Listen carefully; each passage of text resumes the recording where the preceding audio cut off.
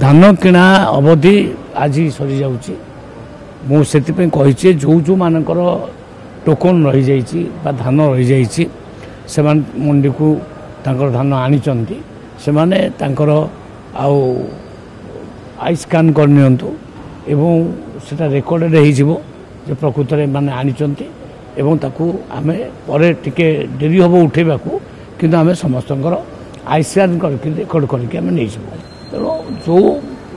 Farmers माने registration निजर करिसंती से माने धान नहीं आसतु कौटी मंडी को किंबा जदि धान न आसी पारे भी ये आई स्कान करदे रेकर्ड करदे भी हम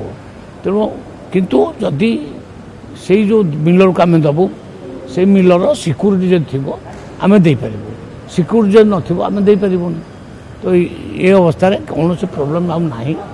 प्राय 19 लाख मेट्रिक टन धान किणा सरला रबी।